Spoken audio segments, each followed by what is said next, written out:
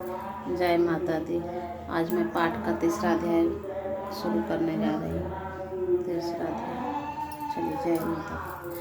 जगदम्बिके श्री अंडों की शक्ति, उदय काल के रहस्यों, सूर्य की समान है। वे लाल रंग की रेशम साड़ी पहने हुए थी। उनके गले में मुंडमाला शोभा पा रही है। दोनों स्तनों पर रक्त चंदन का लेप लगा है। वे अपने का कमल के जलमाली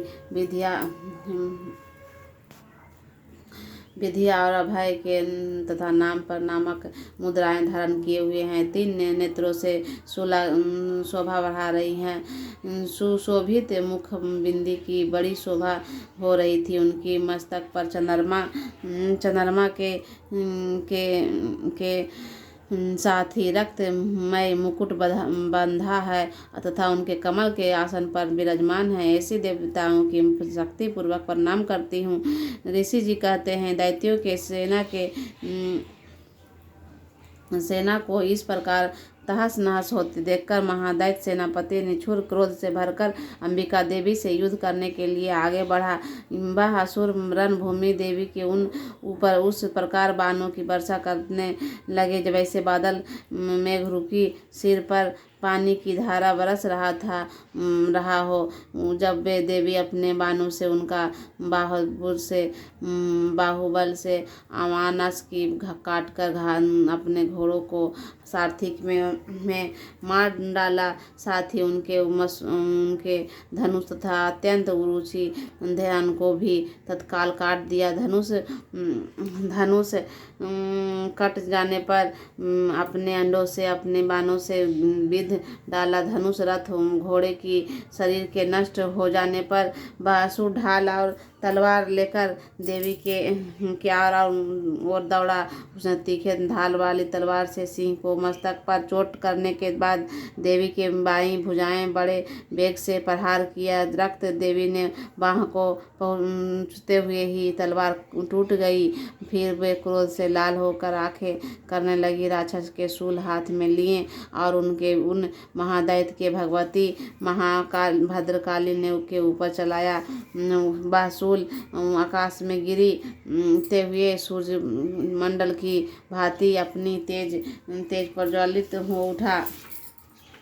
उस शूल को अपनी ओर आते देखकर देवी ने शूल पर प्रहार किया। उसके राक्षस ने शूल के सैकड़ों टुकड़े हो गए। साथ ही महादेव निठुर के भी ध्वजियां उड़ गई। वहां पर प्राणों के हाथ धो बैठे महिषासुर ने सेनापति के पराक्रमी छुर मारे जाने पर देवताओं की पीड़ा बढ़ने लगी। चामर हाथी पर सवार होकर आया। उसने भी देवी को ऊपर शक्ति का प्रहार किया, किंतु जगदम्बा ने उन्हें भी हुंकार से आहट से भी निठुर कर दिया, पृथ्वी पर गिरा दिया। शक्ति टूटकर गिरी हुई देख चमर को बड़ा क्रोध आया। अब उसे शूल चलाया, किंतु देवी ने भी उसे बाहों द्वारा काट दिया। इतने में ही देवी के सिंह उछलकर हाथों से मस्तक चढ़ बैठा और उसे दैत्यों के साथ खूब जोर लगातार वहां युद्ध करने लगी। वे दौड़ते लड़ते हाथी से पृथ्वी पर आ गए और अत्यंत घोर क्रोध से भरकर वे दूसरे को बड़े भयंकर प्रहार करते हुए बड़े लगे। तदंतर सिंह बड़े वेग से आकाश की ओर उछला और उसके से गिरते हुए उसने पंजों से मार से चामर सिंह धड़ के अलग अलग कर दिया। इसी प्रकार उदंग भी शिला और वृक्ष आदि की मार खाकर रणभूमि देवी के हाथों से मार गया तथा कराल भी दांतों, मुकों और थप्पड़ों की चोट से धराशायी हो गया। क्रोध से भरे हुए देवी ने गदा सी चोट के उधार से कचूमर निकाल डाला। भिंडी भीख न दी पाल से बाल को तथा बानों से तमान को और अंध को मौत से घाट उतार दिया। 3 नेत्रों वाली परमेश्वरी शूल से और उग्रास्त्र उग्रवीर तथा महामनु नामक दैत्य से मार डाला। तलवार की चोट से बिराल के समस्त के धड़ से काट दिए गिराया। दुर्लभ और दुर्मुख इन दोनों को भी अपने बाणों से यमलोक भेज दिया। इस प्रकार अपनी सेना के संहार होते देख महिषासुर भैंसों पर रूप धारण करते देवी गणों की त्रास आरंभ किया। किन्हीं को थूथने को से मारकर, किन्हीं को ऊपर खूंखार प्रहार करके, किन्हीं को घूसे से चोट पहुंचाकर, कुछ को सिंगों से विदीर्ण करके, कुछ गणों के वेग से, किन्हीं को सिंहासन से कुचलकर चक्कर देकर और कितनों के निश्वास वायुसेना छोड़े से धराशायी कर दिए। इस प्रकार गणों की सेनाओं गिरकर असुरों महादैत्य सिंह को मारने के लिए झपटा। इतना जगदम्बिका बड़ा क्रोध हुए। इससे जगदम्बो को बड़ा क्रोध हुआ। उधर महापराक्रमी महिषासुर भी क्रोध से भरकर धरती को घुसे खोदने लगा और उसने सिंगों से ऊंचे ऊंचे पर्वतों से फेंकने का गर्जन करने लगा। उसके बेगों से चक्कर देकर उनकी पृथ्वी सुन्न होकर फटने लगी। उसकी पूंछ से टकराकर समुद्र सब ओर से घसीटों को डुबोने लगा। हिलते हुए सिंगों के घातक होकर बदलों से टुकड़े टुकड़े हो गए। इसके श्रावणी के प्रचंड वायुसेना वेग से उड़ हुए सैकड़ों पर्वतों आकाश में गिरने लगे। इस प्रकार क्रोध से भरे हुए उन महादैत्य अपनी ओर आते देखकर चंडिका के उसके वध करने के लिए उसके महान क्रोध किया। उन्होंने पासा फेंककर उसे महान असुरों को बांध दिया। उस संग्राम में बंध जाने के बाद भैंसों का रूप त्याग दिया और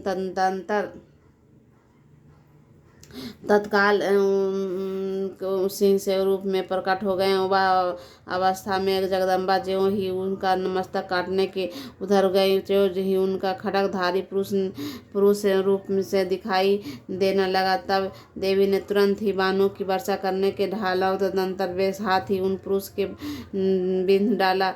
इसमें ही वह महान गर्जन के रूप में परिणय हो गया तथा अपनी सूंड में देवी के विशाल सिंह के खींचकर और गर्जन करने लगा।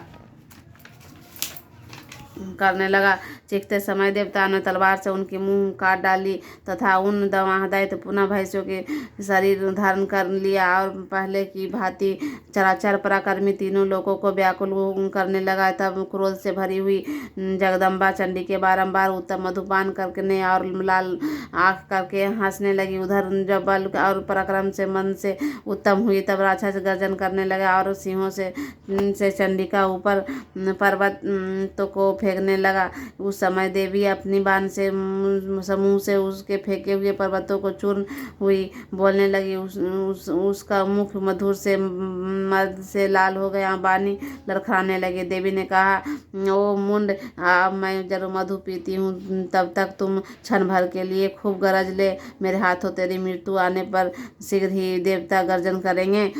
ऋषि जी कहते हैं, यूँ कहकर देवी उछल कर उनके महादैत्य ऊपर चढ़ गई। फिर उसने पैरों से उनका दबाकर उनके शूल को काट में आधार किया। उसके पैरों से दबा हुआ होने के कारण महिषासुर अपने मुख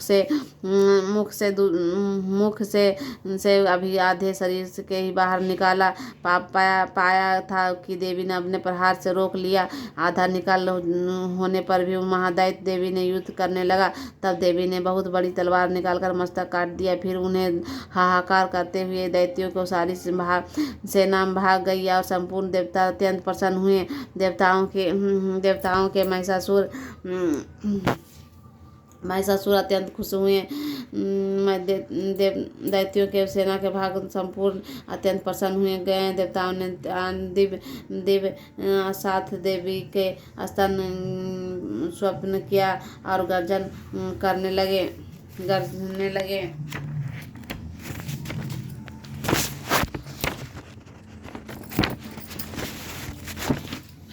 गर्जन करने लगे आगे तथा अस्त्रान्वित करने लगी।